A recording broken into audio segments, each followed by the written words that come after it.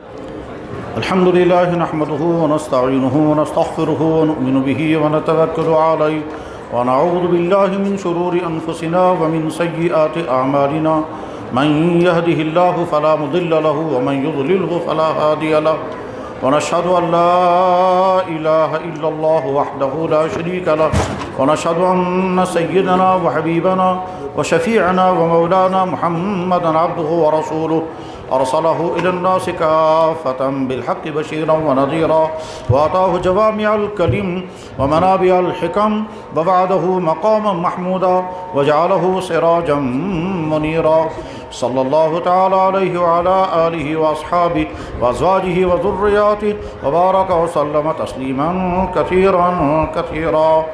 أما بعد، رضينا بالله تعالى ربا وبالإسلام دينا وبمحمد صلى الله عليه وسلم نبيا ورسولا. وثانيا أشهد أن لا إله إلا الله وأشهد أن محمدا عبده ورسوله. على هذه الشهادة نحيا وعليها نموت إن شاء الله. يا رب صل وسلم دائما أبدا على حبيبك خير الخلق كلهم. سلام على خير الأنام وسيدي حبيبي إله العالمين محمد بشير نذير هاشمي مكرم عطوف رؤوف من يسمى بأحمد. فيا رب صل وسلم دائما أبدا على حبيبك خير الخلق كلهم. محترم حضرات علماء کرام اور اللہ کے گھر اس مسجد شریف میں تشریف رکھنے والے بے شمار بھائیوں اور جن ہماری بہنوں تک یہ آواز پہنچ رہی ہے، ہماری دینی بہنوں،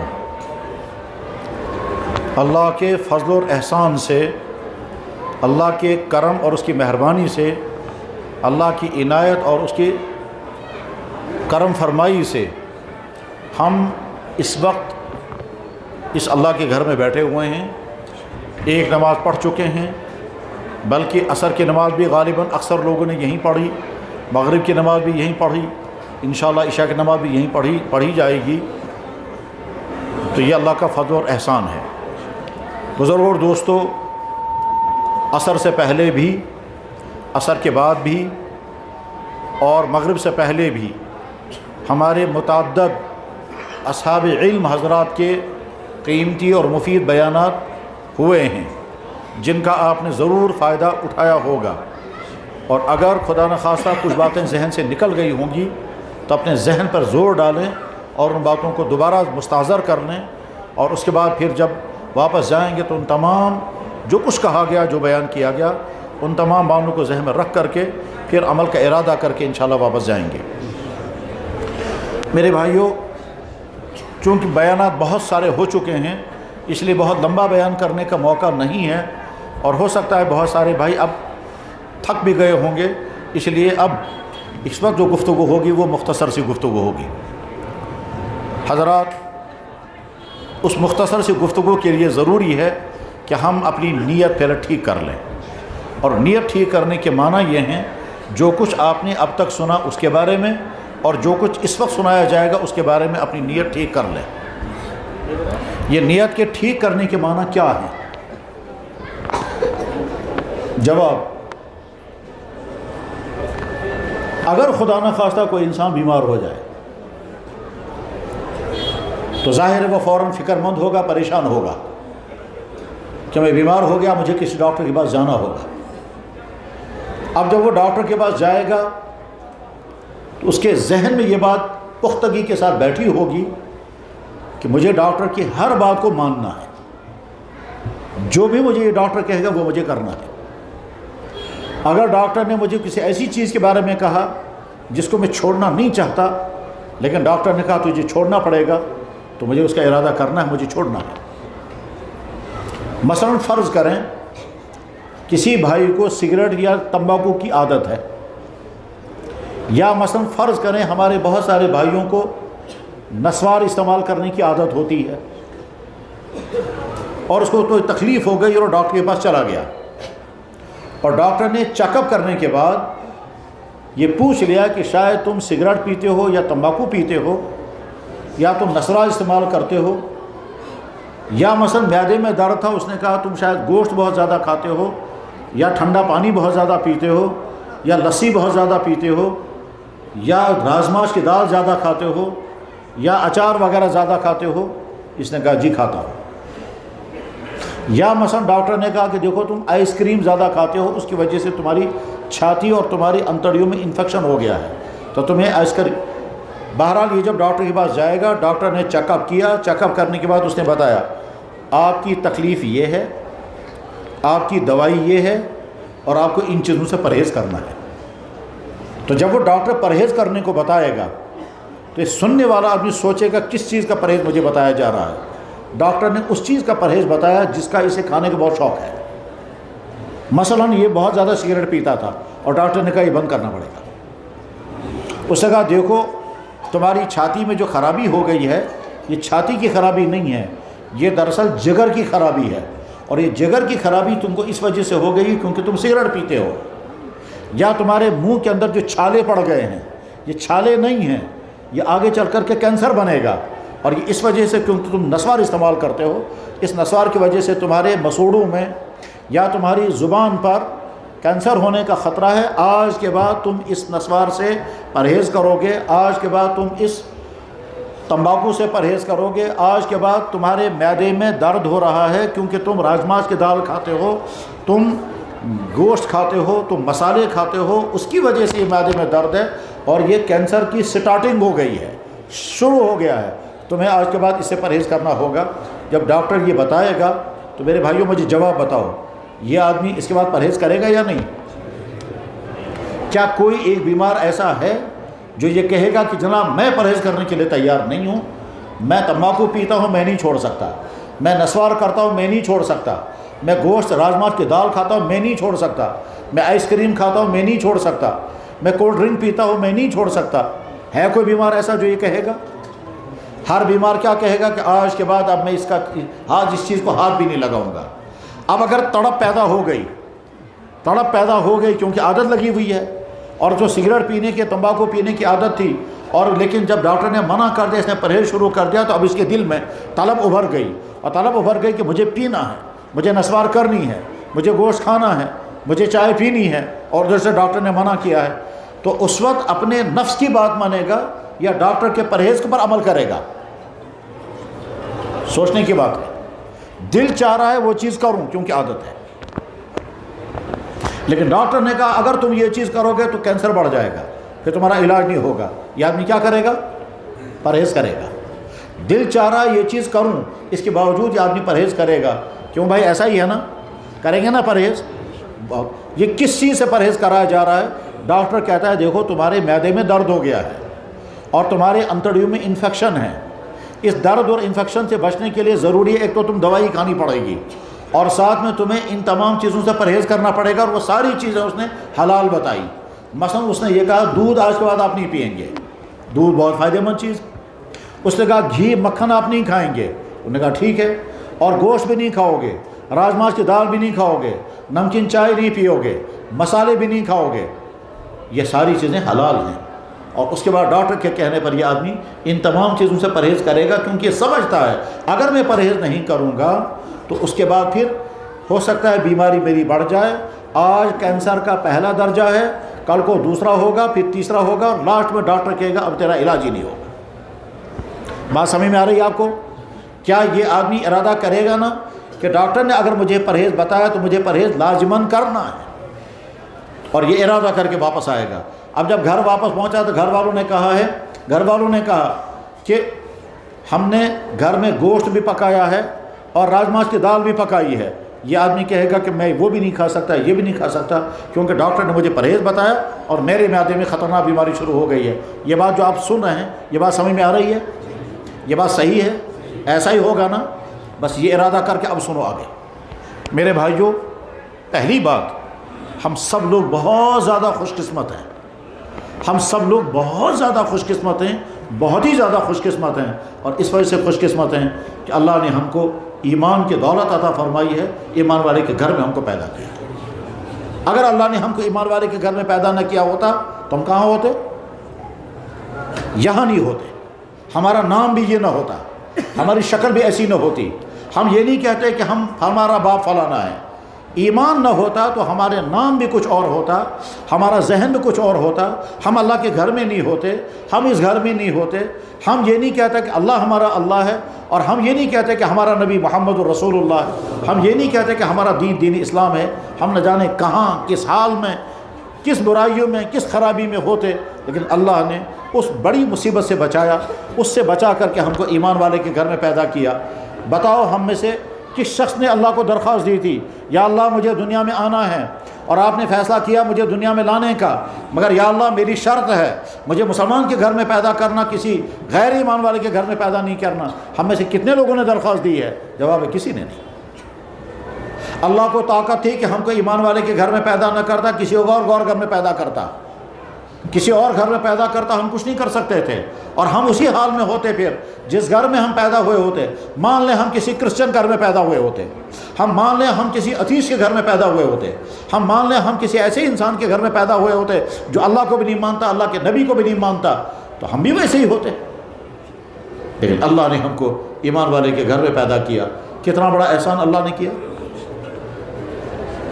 ہم نے کوئی درخواست دی تھی؟ ہمارا اللہ پر کوئی دباؤ تھا؟ اللہ پیدا نہ کرتا تو ہم کچھ کر سکتے تھے؟ ہم اللہ کے خلاف کوئی جلوس نکال سکتے تھے کہ آپ نے ہم کو اس گھر میں کیوں پیدا کیا؟ اور اللہ کو کوئی ڈر لگ رہا تھا کہ بھائی اگر میں مسلمان کے گھر میں کو پیدا نہیں کروں گا یہ نہ جانے میرے خلاف کیا کرے گا؟ ایسا بھی تھا؟ میرے بعد کچھ نہیں تھا. اللہ نے نہ اللہ کو ڈر تھا، نہ اللہ پر دباؤ تھا، نہ ہم نے درخواست دی، نہ ہمارا مطالبہ تھا، نہ ہمارا حق تھا. اللہ نے کرم فرمایا، مہربانی فرمائی، احسان فرمایا، مسلمان کے گھر میں پیدا کیا. ہمارا نام مسلمان. جب ہم پیدا ہوئے تو ہمارا ختنہ ہوا، جب ہم پیدا ہوئے ہمیں اذان پڑھی گئی، ہم پیدا ہوئے مسلمان جیسا نام رکھا گیا، ہم پیدا ہوئے ہماری ماں نے شکر پڑھا ہوگا اللہ کا، کیونکہ وہ اللہ کو ماننے والی مسلمان خاتون تھی، اس نے بسم اللہ پڑھ کر ہم کو دودھ دلایا ہوگا، اور اس کے بعد مسلمان باپ کے گھر میں ہم نے بچپن گزارا اور ہوتے ہوتے یہاں تک پہنچے. یہ ہماری خوش قسمتی نہیں ہے؟ اگر اللہ نے یہ سب نہ کیا ہوتا تو پھر ہم کہاں ہوتے؟ پھر ہوتی اصلی بدقسمتی. ہم بہت خوش قسمت ہیں، اور اس وجہ سے بہت خوش قسمت ہیں کہ اللہ کے نبی اس کائنات کا سردار، تمام مخلوقات کا سردار، جس کے پاؤں کے نیچے آنے والی مٹی کی بھی اللہ قسم کھاتا ہے، وہ نبی. اللہ اکبر. جب کسی دشمن نے آپ کو توہین کر کے کہا آپ نبی نہیں ہو سکتے، اللہ کے نبی غمزدہ ہو گئے. تو اللہ تعالیٰ شاہ نے اپنے نبی کو غمزدہ دیکھا، پھر اللہ نے فرمایا آپ کیوں غمزدہ ہو گئے؟ میں کہہ رہا ہوں آپ میرے نبی ہیں. اگر کوئی انسان آپ کو نہیں مانتا ہے تو آپ اس کے کہنے سے آپ کیوں غمزدہ ہو گئے؟ وَيَقُولُ الَّذِينَ كَفَرُوا لَسْتَ مُرْسَلًا قُلْ كَفَىٰ بِاللَّهِ شَهِيدًا بَيْنِي وَبَيْنَكُمْ. کسی ناہنجار نے آپ کو کہہ دیا آپ نبی نہیں ہیں، آپ غمزدہ کیوں ہو گئے؟ اللہ کہہ رہا ہے میں کہہ رہا ہوں آپ میرے نبی ہیں، میں گواہی دیتا ہوں آپ میرے نبی ہیں. تو اللہ جس کے نبی ہونے کی گواہی دے رہا ہے، وہ نبی ہمیں کیا کہتا ہے؟ وہ نبی ہمیں کہتا ہے مبارک اس ایمان والے کو، مبارک اس ایمان والے کو. کتنی دفعہ؟ فرمایا 7 دفعہ. مبارک اس ایمان والے کو جس ایمان والے نے مجھے دیکھا تو نہیں ہوگا پھر بھی کہتا ہوگا میرا نبی محمد الرسول اللہ. ہم نے اللہ کے نبی کو دیکھا ہے؟ نہیں. ہم اللہ کے نبی کو نبی مانتے ہیں؟ مانتے ہیں. اللہ کے نبی ہمیں 7 مرتبہ مبارک کر رہے ہیں. حدیث میں ہے اللہ کے نبی نے فرمایا طوبیٰ، یہ علماء بیٹھے ہیں انہوں نے پڑھائی ہوگی یا پڑھائیں گے آگے مشکات شریف، اس مشکات شریف کے آخری صفحے پر یہ حدیث موجود ہے. ان رسول اللہ صلی اللہ علیہ وسلم قال طوبیٰ لمن رآنی وآمن بی. خوشخبری اور مبارک اس انسان کو جس نے مجھے دیکھا اور ایمان قبول کیا. مبارک تم اس انسانس جب انسان میون ملاقات کو اور ایمان دکون قبول. مبارک اس انسان کو جس نے مجھے دیکھا، جس نے میری ملاقات کی، میری زیارت کی اور ایمان قبول کیا، اس کو مبارک، مگر ایک مرتبہ. پھر آگے فرمایا وَطُوبَىٰ 7 مرات لمن لم یرانی وآمن بی. 7 مرتبہ مبارک اس انسان کو جس نے مجھے دیکھا تو نہیں ہوگا پھر بھی کہتا ہوگا میرا نبی محمد الرسول اللہ.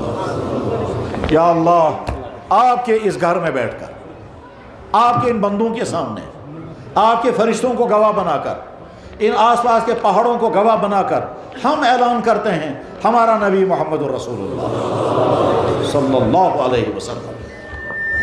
اور جب ہم اعلان کرتے ہیں، اور آج اعلان نہیں کر رہے ہیں، ہم پیدا ہوئے ایمان والے کے گھر میں، یا اللہ آپ کا احسان، پھر بعد میں جب بالغ ہو گیا ہم نے کلمہ پڑھا، آپ کا احسان، ہم نے اس وقت سے آج تک بار بار پڑھا لا الہ الا اللہ محمد رسول اللہ، کائنات کا خالق و مالک ایک وہ اللہ ہے جس اللہ کو ہم نے دیکھا نہیں، مگر ہمارے نبی نے کہا وہ نبی وہ اللہ ہے، ہم نے مان لیا۔ ماں نے کہا یہ تیرا باپ ہے، میں نے مان لیا۔ باپ نے کہا یہی تیری ماں ہے جس نے تجھے دودھ پلایا اور 9 مہینے تجھے ماں اپنی گود اپنی پیٹ میں رکھا، ہم نے مان لیا۔ یا اللہ ہم آپ کے نبی کو اپنا نبی مانتے ہیں، یا اللہ ہم آپ کے نبی کو اپنا نبی مانتے ہیں۔ تو اللہ کے نبی کی طرف سے ہم کو مبارک آ رہی ہے 7 مرتبہ، کیا فرمایا؟ طوبیٰ 7 مرات، 7 مرتبہ مبارک اس انسان کو جس انسان نے مجھے دیکھا تو نہیں ہوگا اور پھر بھی کہتا ہوں میرا نبی محمد رسول اللہ ہے۔ میرے بھائیوں، ہم یہاں کشمیر میں رہتے ہیں، اللہ کے نبی یہاں نہیں آئے، ہم وہاں نہیں گئے، اللہ کے نبی اس زمانے میں نہیں، ہم اس زمانے میں نہیں، وہ 1400 سال پہلے تھے، آج 1446 ہے، اس کا مطلب ہمارا نبی 1435 سال پہلے 1435 سال پہلے اللہ کے نبی اس دنیا سے رخصت ہو گئے اور وہ مدینہ شریف کے روضہ اقدس میں آرام فرما رہے ہیں، آرام فرما رہے ہیں۔ اور آج بھی ہمارے اعمال ان کے دربار میں پیش کیے جاتے ہیں، جب اچھے اعمال پہنچتے ہیں اللہ کے نبی خوش ہوتے ہیں، اور جب امت کے برے حالات وہاں پہنچتے ہیں اللہ کے نبی بہت غمزدہ ہوتے ہیں، میری امت کا کیا ہو گیا۔ اور خاص طر آج کل ان دنوں میں ان سالوں میں سب سے زیادہ غمزدہ جو اللہ کے نبی علیہ الصلوۃ والسلام دیکھے گئے پائے گئے خوابوں میں، اور وہ اس لیے پائے گئے، بار بار آپ نے فرمایا کشمیر کے نوجوان لڑکوں لڑکیوں کا حال سن کر کے میں غمزدہ ہوں۔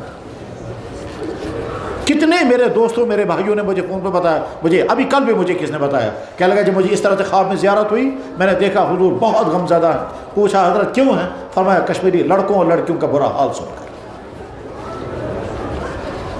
تو میرے بھائیوں، وہ نبی جو ہمیں مبارک کر رہے ہیں 7 مرتبہ، اور اس لیے مبارک کر رہے ہیں کہ انہوں نے مجھے دیکھا نہیں پھر بھی مجھے نبی مانیں گے۔ یا اللہ ہم نے آپ کے نبی کو نہیں دیکھا، وہ مدینہ شریف میں ہم کشمیر میں، وہ 1500 سال پہلے ہم آج آئے، وہ یہاں نہیں آئے ہم وہاں نہیں گئے، ہم وہاں جائیں گے مدینہ شریف میں سلام پیش کریں گے، مگر وہ آج ہاں اس زمین پر موجود نہیں ہیں۔ کہ اللہ ہم کیسے ان کو دیکھتے، مگر ہم نے ان کو دیکھا نہیں، انہوں نے ہمیں نہیں دیکھا، مگر فرمایا جس ایمان والے نے مجھے دیکھا نہیں ہوگا اور پھر بھی کہتا ہوگا میرا نبی محمد رسول اللہ ہے، اس ایمان والے کو وہی اللہ کے نبی 7 مرتبہ مبارک فرما رہے ہیں، ہم اس جماعت میں شامل ہیں۔ تو خوش قسمت ہیں یا نہیں؟ بہت نادان ہے وہ مسلمان جس کو کبھی یہ خیال نہیں آیا کہ اللہ نے کتنی کرم فرمائی، کتنا احسان مجھ پر کیا، مجھے ایمان والے کے گھر میں پیدا کیا ایک، اور دوسرے مجھے آج کے زمانے میں پیدا کیا جس کے نتیجے میں اللہ کے نبی جن کو مبارکباد کر رہے ہیں 7 مرتبہ میں ان میں شامل ہوں۔ اب جب اتنا بڑا اللہ نے ہم پر احسان کیا ہے تب آگے ہمیں ذمہ داری سمجھنی ہے۔ وہ ذمہ داری کیا سمجھنی ہے میرے بھائیوں؟ اللہ کے نبی رحمت للعالمین، اور رحمت للعالمین کے معنی یہ ہیں کہ ان کے ہر چیز رحمت، ان کا جسم مبارک رحمت، ان کے جسم مبارک کا ایک عضو رحمت، ان کی ہر بات رحمت، ان کی ذات رحمت، وہ انسانوں کے لیے رحمت، وہ جنات کے لیے رحمت، وہ ایمان والوں کے لیے بھی رحمت، وہ غیر ایمان والوں کے لیے بھی رحمت، وہ جنگلی جانوروں کے لیے بھی رحمت، وہ کیڑے مکوڑوں ہر مخلوق کے لیے رحمت ہی رحمت ہے، کیونکہ اللہ فرما رہے ہیں رحمت للعالمین۔ وہ رحمت للعالمین ہمارے بارے میں بہت زیادہ فکر مند ہیں کہ میرے یہ امتی برباد نہیں ہونے چاہیے، تباہ نہیں ہونے چاہیے، اس لیے وہ رحمت للعالمین ایک ایک بات ہمیں بتاتے ہیں کہ میرے امتی یہ مت کرنا، تم یہ بھی مت کرنا، تم یہ مت کرنا، یہ کرنے کے تمہیں بہت شوق ہوگا، بظاہر مزہ بھی آئے گا، مگر اس سے تم برباد ہو جاؤ گے، تم تباہ ہو جاؤ گے۔ میرے بھائیوں، جب ہم ڈاکٹر کے کہنے پر ایک حلال چیز چھوڑنے کو تیار ہو جاتے ہیں اس ڈر سے کہ اگر ہم یہ چیز استعمال کریں گے ہماری صحت خراب ہو جائے گی، ڈاکٹر زیادہ بڑا ہے یا اللہ کے نبی زیادہ بڑے ہیں؟ ٹھیک، اللہ کے نبی حرام چیز کے بارے میں فرما رہے میرے بندے یہ چیز استعمال مت کرنا، ہم نبی کی بات ماننے کو تیار نہیں ہوں گے اور ڈاکٹر کے کہنے پر اس کی بات ماننے کو تیار ہو جائیں گے، یہ ہم کیسے ایمان والے ہیں؟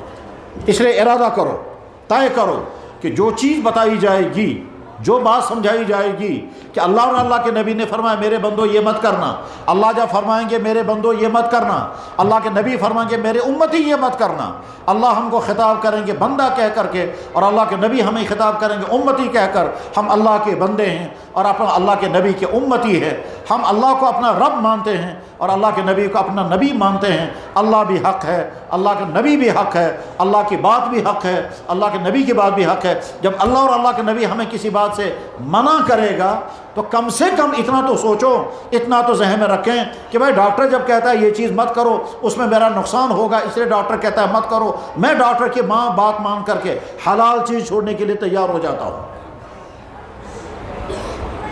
اللہ کے نبی کی بات مان کر میں حرام چیز چھوڑنے کے لیے کیوں تیار نہیں ہوگا؟ بات سمجھ میں آ رہی ہے؟ بات سمجھ میں آتی ہے؟ سینہ کھول کر کے بیٹھ کر اب سنیں میرے بھائیوں، اللہ نے اور اللہ کے نبی نے، اللہ نے اور اللہ کے نبی نے نہایت سختی کے ساتھ فرمایا یہ چیز استعمال مت کرنا۔ کیا چیز ہے وہ؟ شراب، نشے کی چیزیں، ڈرگس، اس کو حرام کر دیا۔ کیوں حرام کر دیا؟ کیونکہ یہ تمہاری صحت کو تباہ کرے گا، تمہارے دماغ کو برباد کرے گا، تمہارے ایمان کو خراب کر دے گا، تم اپنے گھر والوں کے لیے مصیبت بنو گے، تم ڈپریشن کا شکار ہو جاؤ گے۔ جو لوگ بھی ان منشیات میں پھنس گئے، کسی بھی وجہ سے پھنس گئے، چاہے اپنی نادانی کی وجہ سے، چاہے کسی دشمن کے مبتلا کرنے کی وجہ سے، چاہے شیطان کی وجہ سے، جو آدمی بھی ان منشیات کے کسی بھی مصیبت میں پھنس گیا اس کی زندگی برباد ہو جاتی ہے۔ کیونکہ برباد ہو جاتی ہے تو اللہ کے نبی علیہ الصلوۃ والسلام نے سختی کے ساتھ منع فرمایا میرے بندو یہ مت کرنا، یہ میرے امتی یہ مت کرنا۔ اب جب اللہ کے نبی ہمیں یہ منع فرما رہے ہیں تو ہم میں سے جتنے لوگ یہاں بیٹھے ہوئے ہیں اور جن تک یہ آواز پہنچ رہی ہے وہ سارے کے سارے اپنے دل پر ہاتھ رکھ کر کے، اپنے دل پر ہاتھ رکھ کر کے پھر بولو، جو لڑکا بچا ہوا ہے اس کو بہت مبارک، اور جس لڑکے کے اندر، جس بیٹے کے اندر یہ خرابی آ گئی ہے، میرے بچوں، میرے بیٹوں، میرے بھائیوں، اس وقت تک تم توبہ کر کے اٹھو گے، آج تمہیں اس لعنت سے، آج تمہیں اس نشے کی چیز سے بچنا آسان ہے۔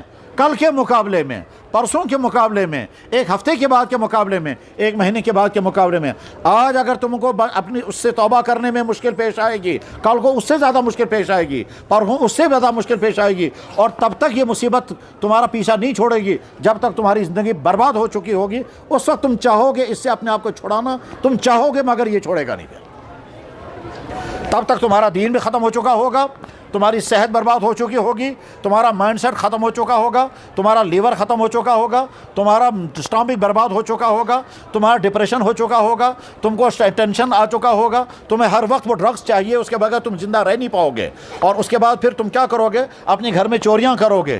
یہاں میں نے برباد شدہ لڑکوں کا حال دیکھا۔ ابھی پچھلے ہفتے میرے پاس ایک نوجوان لڑکا آیا، کہنے لگا جی میں نے 40 سے لے کر 45 لاکھ روپیہ اس ڈرگس پر خرچ کر دیا ہے۔ اس لڑکے کا نام بھی مجھے یاد ہے، اس لڑکے نے جس گاؤں کا نام بتایا وہ بھی مجھے یاد ہے، اور ساتھ میں یہ بھی کہا اس نے کہ جناب کسی کو، میں نے کہا میں کیوں بتاؤں گا کسی کو تمہارا حال، لیکن ساتھ میں اس نے کہا میری بربادی کا حال آپ لوگوں کے سامنے بیان کر کے کہیں کہ جو نوجوان اس سے بچ سکتا ہے وہ بچے، اور جو نہیں ورنہ میرا جیسا حال ہو جائے گا۔ اس بیچارے کا حال یہ تھا وہ کھڑا نہیں ہو پاتا، کب کبھی تاری ہوتی ہے، نیند ختم ہو چکی ہے، کھانا کھا نہیں پاتا ہے، کھاتا ہے تو وہ ہضم نہیں ہوتا ہے، اور خون بن نہیں رہا کیونکہ اس کا لیور جو ہے اس کا ڈیمیج ہو چکا ہے۔ ایسی بربادیاں آئیں گی۔ لہٰذا اللہ کے نبی فرما رہے ہیں 10 آدمیوں پر لعنت جو شراب اور شراب کے ساتھ جڑے ہوئے ہیں۔ اب شراب ہی وہاں حرام نہیں، جتنے الکوہلک چیزیں ہیں، جتنے نشے والی چیزیں ہیں، کچھ تو ہیں لکوڈ فارم میں، کچھ ہیں گیس فارم میں، کچھ ہیں سالڈ فارم میں۔ یہ جتنی قسم کی چیزیں ہیں، یہ ساری قسم کی چیزیں انسان کے دل و دماغ کو برباد کرنے والی ہیں، انسان کی عقل کو تباہ کرنے والی ہیں۔ اس لیے اللہ نے اپنے بندوں کے لیے اس کو حرام کر دیا۔ یہ ظلم نہیں ہے، یہ بندوں پر رحم ہے۔ ٹھیک اسی طرح سے میرے بھائیوں، جس طرح سے ڈاکٹر اگر تمہیں منع کرے گا دیکھو بیٹا تمہاری چھاتی خراب ہو گئی، آئس کریم مت کھانا، تم کو معدہ کمزور ہو گیا، ٹھنڈا ہو گیا، تم آج کے بعد لسی مت پیو تب تک جب تک ٹھیک نہیں ہو جاؤ گے۔ اگر معدے میں گرمی ہو گئی، ڈاکٹر کہتا ہے آج کے بعد تم گرم چیزیں بند کر دو، راجماش کی دال مت کھانا، گھی مت کھانا، اور اسی طرح سے بھینس کا دودھ مت پینا، اور گوشت مت کھانا، اور اسپائسی کھانے مت کھانا۔ یہ ڈاکٹر جو پرہیز بتا رہا ہے یہ ظلم نہیں، یہ انصاف ہے، یہ مہربانی ہے اس بس ٹھیک اسی طرح سے اللہ کے نبی علیہ الصلوۃ والسلام بڑی دردمندی کے ساتھ فرما رہے ہیں، الخمر جماع الاسم والخمر ما خامر العقل وکل مسکر حرام، ہر وہ چیز جو نشہ پیدا کرنے والی ہے وہ اپنی امت کے لیے میں حرام کر کے جا رہا ہوں۔ تو میرے بھائیوں، اللہ کا نبی یہ کیوں منع کر رہا ہے ہمیں؟ کیونکہ ہمیں کو برباد کرنے والی چیز ہے۔ بس اس بات کو میں ختم کر رہا ہوں، یہیں پر سمجھ لو، تم میں سے جن تک یہ آواز پہنچ رہی ہے، تم میں سے جو اس مصیبت سے بچے ہوئے ہیں، ان کو بہت زیادہ مبارک۔ اور بیٹا دیکھو، آج کے بعد اور زیادہ اپنی حفاظت کرنا، کیونکہ ابھی تمہارا پیچھا چل رہا ہوگا، وہ تمہیں نہ جانے کہاں کہاں سے کون سا انسان کوشش کرے گا اور شیطان کس کو استعمال کرے گا تم کو اس مصیبت میں پھنسانے کے لیے۔ اچھی طرح سے ذہن میں رکھو، ایسے دوستوں سے کٹ کرو جو دوست کسی نشے کی چیز میں مبتلا ہیں، بلکہ اگر تمہارا سگا بھائی اس میں مبتلا ہے اور تمہیں اپنے سگے بھائی کے ساتھ رہنے کی وجہ سے خطرہ ہے تم کو بھی اس کی عادت لگ جائے گی، اس سگے بھائی سے دور ہو جاؤ، بس دور سے سلام کرو لیکن اس کے ساتھ رہنا سہنا بند کر دو۔ اگر تمہارا جگری دوست، جس کے کتنا ہی تمہارا جگری دوست ہے، مگر اگر وہ اس بری لت میں پھنس گیا ہے اور تمہیں ڈر لگ رہا ہے کہ میں اس کے ساتھ رہوں گا مجھے بھی یہ بری عادت لگ جائے گی، ختم کر دو دوستی، کوئی دوستی نہیں ہے۔ قرآن میں اللہ تعالیٰ فرماتے ہیں الاخلاء یومئذ بعضهم لبعض عدو الا المتقین، یہ جو شرابیوں کی دوستیاں ہیں، یہ جو نشے کی بازی دوستیاں ہیں، یہ جو بدکاریوں کی دوستیاں ہیں، یہ جو جوے کی دوستیاں ہیں، یہ دوستیاں قیامت کے دن دشمنیاں ہوں گی، اور ایک دوسرے کو کوس کوس کر کہیں گے اس نے مجھے برباد کر دیا، اس نے مجھے تباہ کر دیا، اور ایک دوسرے کو کاسیں گے۔ پھر اللہ تعالیٰ شانہ قرآن کریم میں فرماتے ہیں او ظالمو، تم یاد رکھنا وہ دن جس دن تم اپنی انگلیوں کو کاٹو گے، وَيَوْمَ يَعَضُّ الظَّالِمُ عَلَىٰ يَدَيْهِ، وہ دن یاد رکھنا جس دن تم ظالم اپنی انگلیوں کو کاٹو گے، افسوس کر کے کہو گے یا ویلتیٰ لیتنی لم اتخذ فلانا خلیلا، ہائے افسوس میں نے فلانے کو اپنے دوست نہ بنایا ہوتا، فلانے کے میں نے ساتھ دوستی نہ رکھی ہوتی، اس نے مجھے پھنسایا اس ڈرگس میں، اس نے مجھے پھنسایا چرس میں، اس نے مجھے عادت لگوائی فلانی چیز کی، ورنہ میں کہاں یہ پینے والا تھا۔ اپنے آپ کی حفاظت، اور اس کے لیے اپنے آپ سے لڑنا پڑے گا، لڑو اپنے آپ سے مگر اپنی جوانی کو بچاؤ۔ اور اگر تم نے ایسا نہیں کیا اور تم اس میں مبتلا ہو گئے، یقین رکھو جس طرح اس وقت رات کا یقین ہے اور کل صبح آنے والی ہے، ٹھیک اسی طرح سے تم یقین رکھو، تم اس وقت ڈرگس میں مبتلا ہو، جو بھی اس میں مبتلا ہے، یقین رکھو جیسے کل صبح آنے والی ہے ایسے ہی تمہاری اگلی زندگی برباد ہونے والی ہے۔ کل کے صبح کا آنا طے، اور ڈرگس میں پھنسے ہوئے نوجوان کی اگلی زندگی برباد ہونا طے۔ صحت ختم، مائنڈ سیٹ ختم، جوانی متاثر، معدہ ختم، بلڈ سرکولیشن کا سسٹم ختم، خون بننے کا سسٹم ختم ہو جائے گا، اور مردانگی ختم ہو جائے گی۔ آگے تمہاری شادیاں نہیں ہو سکتی، شادیاں ہوں گی تو اپنی بیویوں کے حق ادا نہیں کر سکو گے، اور بعد میں تمہاری بیویاں تم کو تانے دیں گی، اور اگر بچ گئے کسی طرح سے تو آگے چل کر جو تمہاری اولادیں ہوں گی وہ اولادیں کہیں گی یہ چرسی باپ کا میں بیٹا ہوں، اور وہ تم کو تھوکیں گے بلکہ چاہیں گے ہائے افسوس میرا یہ باپ کیسا ہے۔ یہ وہ مصیبت ہے میرے نوجوان بھائیوں، میں بڑی دردمندی کے ساتھ تمہیں سمجھانا چاہتا ہوں کہ یہ وہ مصیبت ہے، تمہارا اللہ بھی اس سے ناراض ہوگا، نبی ناراض ہوگا، تمہاری صحت برباد ہوگی، تمہارے ماں باپ تڑپیں گے، تمہاری شادیاں نہیں ہوں گی، تمہارا روزگار نہیں کما نہیں سکو گے، اور اگر تم تعلیم پڑھ رہے ہو تو تمہاری تعلیم بھی مکمل نہیں ہوگی، کیونکہ جو اس میں پھنس گیا وہ پڑھ نہیں پاتا ہے، اور اس کے بعد پھر جب تعلیم مکمل نہیں ہوگی تو آگے چل کر کے تم کو روزگار بھی نہیں ملے گا، اور اگر روزگار مل بھی گیا تو تم کر نہیں سکو گے کیونکہ تمہاری صحت ڈیمیج ہو چکی ہوگی۔ ابھی کچھ دنوں پہلے ایک بڑے افسر کو گھر بٹھا دیا گیا کیونکہ وہ کام کر نہیں سکتا تھا، اس کو بری عادت لگ گئی تھی اس کے بغیر وہ کچھ کر نہیں پاتا تھا، جو ہی وہاں بیٹھتا تھا تو ایک جگہ کا سائن دوسرے کا کرتا تھا اور ایک جگہ کا آرڈر کو دوسرے کا کر دیتا تھا، طرح طرح کی غلطیاں، تو آخر میں اس کو کہا فی الحال تم گھر ہی بیٹھو، اور ہو سکتا ہے آگے چل کر اس کو سسپینڈ کر دیں گے کیونکہ اس نے مجرمانہ حرکت کی ہیں اس ڈرگس کی وجہ سے۔ بات سمجھ میں آ رہی ہے؟ تو شو سمجھا کاچا وہاں سمجھ جو اس میں مبتلا ہے اور تم یہاں آئے ہوئے ہو، بہت مبارک، بہت مبارک، تم آئے اس مجلس میں تم عہد کر کے اٹھو میں واپس جاؤں گا، اس لعنت کو یہیں چھوڑ کر کے جاؤں گا، اور کہوں گا یا اللہ آپ نے کتنا احسان فرمایا، میری غلطی نادانی تھی، میں اس میں پھنس گیا، فلانے دوست کی وجہ سے، فلانے ٹینشن کی وجہ سے، فلانے بیماری کی وجہ سے پھنس گیا، یا اللہ آپ نے مہربانی فرمائی، میں وہاں چلا گیا اور وہاں میں نے بات سنی اور میری ہمدردی کے ساتھ مجھے بات بتائی گئی۔ میرے بھائیوں اچھی طرح سے سمجھو، یہ سارے علماء نہایت قیمتی باتیں بیان کر چکے ہوں گے، میں تمہیں نہیں جانتا، تم میں سے اکثریت مجھے نہیں جانتی ہوگی، مگر مجھے تم سے بات کرتے ہوئے ایسا لگتا ہے جیسے میں اپنے بھائی کے بچوں سے بات کر رہا ہوں، اور واقعی اپنے بھائی کے بچوں سے بات کر رہا ہوں، کیونکہ تمہارے ماں باپ میرے بھائی ہیں، تمہاری وہ مائیں جن سے تم پیدا ہوئے ہو وہ ہماری بہنیں ہیں، تو ہم اپنے بہنوں کے بچوں سے بات کر رہے ہیں، ہم اپنے بھانجوں کو سمجھا رہے ہیں۔ تو تم جا کے کہو گے یا اللہ ایک ہمارا ماموں یا چاچا آیا تھا، وہ ہمیں بس سمجھا رہا تھا اور اس نے ڈانٹ ڈپٹ بھی کی اور نرمی سے بھی سمجھایا، یا اللہ بہت اچھا ہوا آپ نے مجھے وہاں پہنچایا۔ میں عہد کر کے اٹھتا ہوں جس طرح سے میں ڈاکٹر کے کہنے پر حلال چیز چھوڑنے کا ارادہ کر کے آتا ہوں پھر کبھی نہیں کھاتا، ڈاکٹر نے کہا دیکھو بیٹا تم آج کینسر کے پہلے سٹیج پر پہنچ چکے ہو، اگر تم فلانی چیز کا پرہیز کرو گے تو ساری زندگی بچو گے، اور ساری زندگی تم کو اس کا پرہیز کرنا پڑے گا۔ اپنے آپ سے کہو بھائی صاحب تو اس چیز کا پرہیز کرنے کا ارادہ کر کے واپس آئے گا۔ ٹھیک اسی طرح سے اللہ کے نبی کے کہنے پر ارادہ کر کے واپس نکلو کہ میں اسے پرہیز کروں گا، اور جب تم ارادہ کر کے واپس نکلو گے، یہاں تمہارے لیے ارادہ کرنا بہت آسان ہے۔ کیوں آسان ہے؟ اس لیے کہ ظہر کے بعد سے لے کر کے اب تک اور ابھی عشاء تک تم دین کے ماحول میں ہو، اللہ اور اللہ کے نبی کی باتیں تمہیں سنائی جا رہی ہیں، تمہارا دل اس وقت نرم ہو گیا ہوگا، اس نرم ہونے کی وجہ سے تمہارا دل میں ارادہ آئے گا میں اس لعنت سے اپنے آپ کو بچاؤں گا، ارادہ آئے گا۔ لیکن جو ہی باہر نکلو گے شیطان اور نفس اور تمہارا وہ دوست اور وہ فرد جو تم کو اس میں گھسیٹ رہا ہے وہ فوراً تمہارا پیچھا کرنے لگے گا، شیطان اس کو استعمال کرے گا، اس وقت تم اس سے مقابلہ کر لینا۔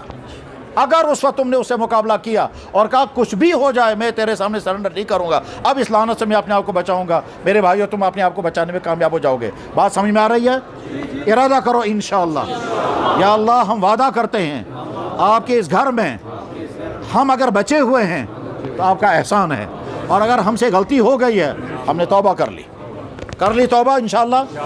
بہت اچھا۔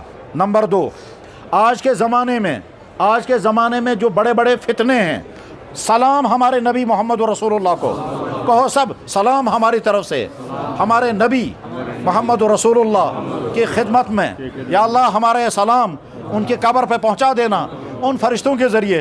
اور میرے بھائیوں جب وہ فرشتے وہاں جا کر کہیں گے یا رسول اللہ آپ کا فلانا امتی فلانے کا بیٹا اس نے آپ کو سلام بھیجا ہے، ہمارا نام کہاں پہنچا؟ روضہ اقدس میں دربار رسالت میں ہمارے باپ کا نام پہنچا۔ مجھے یاد ہے میں مدینہ شریف میں حاضر تھا، اللہ تعالیٰ سب کو وہاں پہنچائے اور بار بار وہاں پہنچائے۔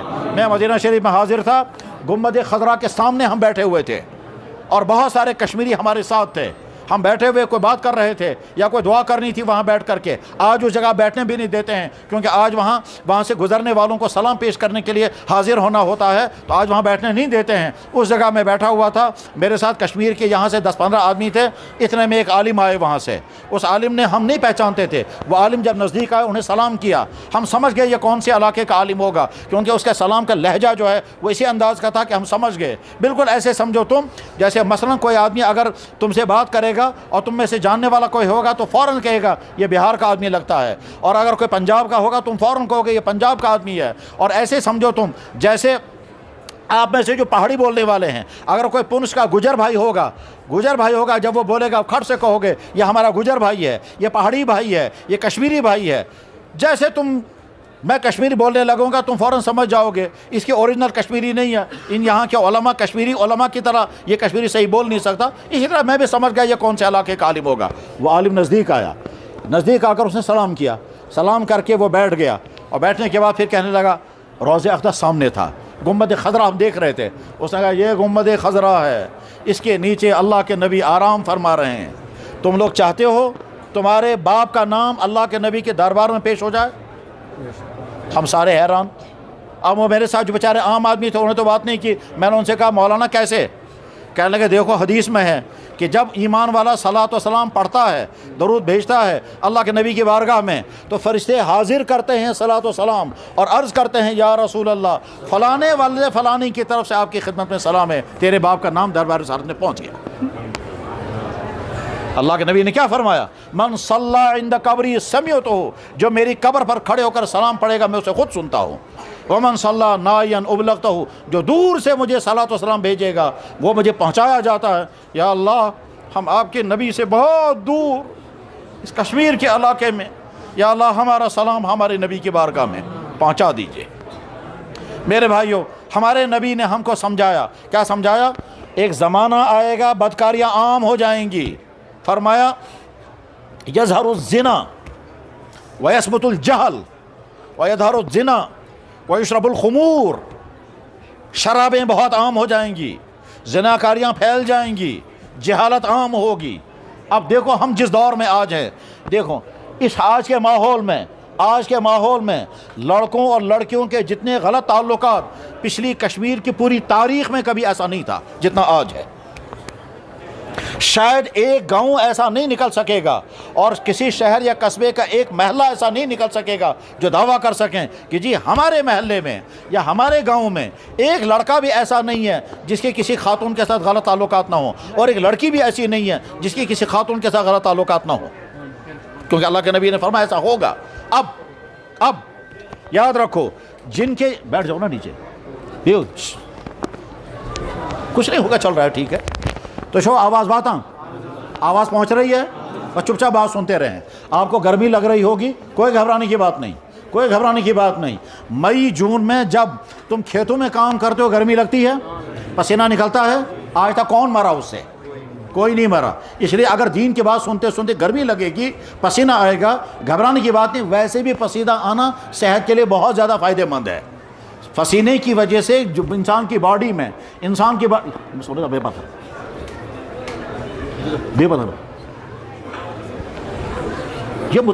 گیا، اچھا بھائی لوگ دیکھتے ہیں نا پھر، تو توجہ کے بات سنیں میرے بھائیو۔ اللہ کے نبی نے فرمایا بدکاریوں سے بچو۔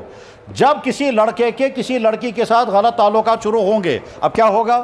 اس کی آنکھیں بھی گنہگار، اس کے زبان بھی گنہگار، اس کا پاؤں بھی گنہگار، کیونکہ وہ چلے گا اس کی طرف، وہ اسے ملے گا، اس کو ٹچ کرے گا، اس کو دیکھے گا، اس سے ویڈیو کالنگ کرے گا، اس کی آواز سنے گا، اس کے بعد بات کرتے کرتے دماغ میں خوشی اور غم لائے گا۔ اس کا مطلب اس کا دماغ بھی گنہگار ہے، اس کی آنکھیں بھی گنہگار ہیں، اس کے کان بھی گنہگار ہیں، اس کی زبان بھی گنہگار ہے۔ یہ چلتا ہے تو گناہ کے ساتھ چلتا ہے، یہ سوچتا ہے تو گناہ کے ساتھ سوچتا ہے، یا رات کے اندھیرے میں سوچتا ہے تو اسی کے بارے میں، تو اس کی پوری باڈی گناہوں میں ڈوبی ہوئی ہے۔ اب اگر یہ صبح اٹھتا ہے صحیح سالم حالت میں تو شکر پڑھو، ورنہ یہ اس پر حقدار ہے کہ اس پر لعنت برسنی چاہیے، مگر اللہ تعالیٰ لعنت نہیں برساتے کیونکہ ہم امتی ہیں جناب محمد رسول اللہ۔ تو نوجوانوں، تم میں سے جو اس سے بچا ہوا ہے اس کو بہت مبارک ہے، جو اس سے بچا ہوا ہے اس کو بہت مبارک ہے، اور جو اس میں پھنس گیا ہے، چاہے شیطان نے کس طرح تم کو پھنسایا، چاہے تم نے یہیں سے تعلقات جوڑے ہیں یا وہاں سے اس نے تعلقات جوڑے ہیں، کیونکہ شیطان دونوں کو استعمال کرتا ہے۔ ابھی میں جب یہاں آ رہا تھا، میرے ساتھ جو گاڑی میں بیٹھے ہوئے تھے انہیں ساری رودات سنی، ساری رودات سنتے رہے، کیونکہ کوئی مجھے فون کرتا رہا کہ جناب میری بیوی جو ہے وہ کوئی اس طرح سے ویڈیو کالنگ کرتی ہے، وہاں دوسرا آدمی جو ہے وہ اسے گندی میسیجیں کر رہا ہے، وہ اس طرح سے اس کو۔ غرض یہ کہ ہم جس دور میں گزار رہے ہیں وہ دور یہی والا دور ہے۔ تم میں سے جو بچہ اس سے بچا ہوا ہے اس کو بہت زیادہ مبارک، اور آئندہ ابھی اور زیادہ حفاظت کرنا، کیونکہ ابھی شیطان بیٹھے گا نہیں، ابھی شیطان کوشش کرے گا کہ آج تک یہ بچا رہا، آج ہی اس کو پھنساؤں گا۔ اگر اس کو میں پھنسانے میں کامیاب نہ ہو گیا تو ہو سکتا ہے وہاں سے کوئی خاتون تمہیں فون کرے گی، وہ ہو سکتا ہے میرڈ ہوگی، ہو سکتا ہے ان میرڈ ہوگی، ہو سکتا ہے شادی شدہ ہوگی، ہو سکتا ہے غیر شادی شدہ ہوگی، اور تم کو وہیں سے فون کرے گی۔ ادھر سے شیطان تم کو یہاں سے ورگ لائے گا اور اس سے تعلقات میں تم پھنس جاؤ گے۔ کیوں؟ اللہ کے نبی رحمت للعالمین تھے، اس رحمت للعالمین کے نظروں میں قیامت تک سارا منظر ہے کیا ہونے والا ہے، بالکل قیامت تک کی ساری شیٹ ہمارے نبی کے سامنے رہتی ہے، کیا کیا ہونے والا ہے۔ سلام محمد رسول اللہ کو 1400 سال پہلے ہمارے نبی نے کہا ایک زمانہ آئے گا، مرد مردوں سے نکاح کریں گے، عورتیں عورتوں سے نکاح کریں گے۔ اس کو آج کے زمانے میں کہتے ہیں گے ازم اور لیسبینزم اور LGBT کیو پلس کا اور کیا کیا کہتے ہیں اسے۔ مجھے گاؤں والوں کو یہ بات نہیں سنانی چاہیے تھی، لیکن میں صرف یہ سمجھا رہا ہوں کہ ہمارا نبی صادق قیامت تک کیا کیا ہونے والا ہے ہمارے نبی نے سارا بیان کر دیا۔ قیامت تک جو ہونے والا ہے بالکل ایسا لگتا ہے 1400 سال پہلے اللہ کے نبی کے سامنے قیامت تک پیش آنے والے تمام واقعہ کی لسٹ بنی ہوئی ہے، یوں انگلی لگا کر فرماتے ہیں یہ ہوگا۔ سلام محمد رسول اللہ کو 1400 سال پہلے آپ نے بیان فرمایا مکہ مکرمہ کی بلڈنگیں یہاں کے پہاڑوں سے اوپر ہو جائیں گی، آج وہاں ہو گئی، اور جن لوگوں کو اللہ نے وہاں پہنچایا اللہ سب کو پہنچائے۔ تو جن لوگوں نے وہاں جا کر دیکھا خانہ کعبہ کے پاس کی بلڈنگیں خانہ کعبہ سے بہت اوپر، خانہ کعبہ کے پاس جو پہاڑ تھا جبل ابو قبیس اور جبل قیقان، ان جبل ابو قبیس اور قیقان وہ پہاڑی ختم کر دیے، ان پہاڑوں کے پاس میں بلڈنگیں ان پہاڑوں سے بہت اوپر ہیں، اور اتنی اوپر ہیں کہ اوپر سے جب نیچے دیکھتے ہیں تو نیچے گاڑیاں ایسے نظر آتے جیسے چیونٹیاں، اور انسان تو نظر ہی نہیں آتے، اتنی بلندی اوپر ہیں، اتنی بلند بلندیاں۔ 1400 سال پہلے اللہ کے نبی نے یہ بات سمجھائی تھی۔ بس ٹھیک اسی طرح سے اللہ کے نبی نے فرمایا زناکاری پھیل جائے گی، جب اللہ کے نبی نے فرمایا تو خطرہ ہے اس بات کا۔ اور اسی طرح سے اللہ کے نبی نے فرمایا دل کے کانوں سے سنو اور یاد رکھو، فرمایا میں نے اپنی امت کے 2 طبقوں کو جہنم میں جلتے ہوئے دیکھا، میری امت کے 2 طبقے جہنم میں جلیں گے، مگر میں نے ابھی دنیا میں ان کو دیکھا نہیں کیونکہ ابھی آئے ہی نہیں وہ۔ پھر فرمایا ان 2 طبقوں میں سے دوسرا والا طبقہ وہ عورتیں، دوسرا والا طبقہ وہ عورتیں جو کپڑے پہننے کے باوجود ننگی ہوں گی، میری امت کا دوسرا والا طبقہ جو کپڑے پہننے کے باوجود ننگی ہوں گی، نساء کاسیات عاریات، پھر فرمایا مائلات، یہیں سے مردوں کا پیچھا کریں گی، ممیلات، اور ایسے ایکشن کریں گی، ایسی حرکتیں کریں گی جن حرکتوں کے ذریعے سے وہ چاہیں گی یہ میرا عاشق بن جائے، یہ میرے پیچھے آ جائے، یہ مجھے پیچھا کرنے لگے، یا تو یہاں سے پیچھا کریں گی یا کوشش کریں گے وہی میرا پیچھا کرے۔ آج کا زمانہ وہی ہے، جب ہمارے سامنے نوجوان لڑکے اپنی حالات بیان کرتے ہیں تو بالکل دونوں منظر آتے ہیں۔ لڑکا کبھی کہتا ہے جناب میں نے تو بہت بچنے کی کوشش کی، بہت بچنے کی کوشش کی، لیکن فلانی میری کوئی وہ کلاس فیلو ہے یا رشتہ دار ہے یا پڑوسی ہے یا کوئی اجنبی عورت ہے، جناب اس نے مجھے تنگ لایا، اور تنگ لا کر اتنا تنگ لایا کہ آخر میں صورتحال یہ بن گئی، اس نے کہا اگر تم نے میرے ساتھ تو دوستی نہیں رکھی، اگر تو نے میرے ساتھ یہ عشق بازی اور یہ لاء سسٹم شروع نہیں کیا، یہ لاء افیئرس اگر تو نے میرے ساتھ نہیں رکھے، میں زہر کھاؤں گی، میں یہ کروں گی، اور میں فوٹو خفیہ میرا فوٹو اپنی فوٹو کے ساتھ لگا کر طرح طرح کے حربے شیطانوں کو سکھائے گا اور تم اس میں پھنس جاؤ گے۔ جو لڑکا اس مصیبت سے بچا ہوا ہے اس کو بہت مبارک، اور آئندہ اپنی حفاظت اور کرنا۔ اور جس لڑکے سے یہ غلطی ہو رہی ہے، چاہے وہ لڑکا ہے چاہے مرد ہے، شادی شدہ ہے یا غیر شادی شدہ ہے، اگر غیر محرم عورتوں کے ساتھ تمہارے تعلقات نہیں ہیں تو بہت مبارک، اس کا تو تم پاک دامن ہو، پاک دامن۔ اللہ کے نبی دعا کرتے تھے یا اللہ ساری زندگی مجھے پاک دامن رکھنا، اللہ انا نسألک الہدی والتقی والعفاف، عفاف کے انہیں پاک دامن ہونا۔ اللہ کے نبی گناہ کر سکتے تھے؟ اللہ کے نبی معصوم، پھر یہ دعا کیوں کی؟ یا اللہ میرا وجود پاک دامن رہے، نہ میرے ہاتھ سے چوری ہو، نہ میری آنکھ غلط دیکھے، نہ میری زبان غلط بولے، اور نہ میں کسی نامحرم عورت کے قریب جاؤں۔ یہ اللہ کے نبی دعا فرما رہے ہیں۔ اس کے معنی یہ نہیں ہے کہ اللہ کے نبی سے یہ غلطی ہو سکتی تھی اس لیے اللہ کے نبی نے یہ دعا فرمائی، نہیں نہیں میرے بھائی، اللہ کے نبی معصوم، اس کائنات سے اس سے زیادہ مقدس ذات کوئی ہے ہی نہیں۔ یہ دعا آپ نے کیوں کی؟ امت کو سکھانے کے لیے میرے امتی، میں اس سے دعا کر رہا ہوں یا اللہ میرا جسم پاک دامن رہنا چاہیے تاکہ تم کو سمجھ میں آئے پاک دامنی کتنی میں۔ اور نوجوان بچوں اچھی طرح سے سمجھو کہ آج کے زمانے میں نوجوانی کے اندر پاک دامن رہنا بہت مشکل ہے، بہت مشکل اس وجہ سے ہے، کیوں؟ اب مرد جو ہیں، مرد بھی اور عورتیں بھی ایسا لباس پہنتے ہیں جو بہت اٹریکٹیو لباس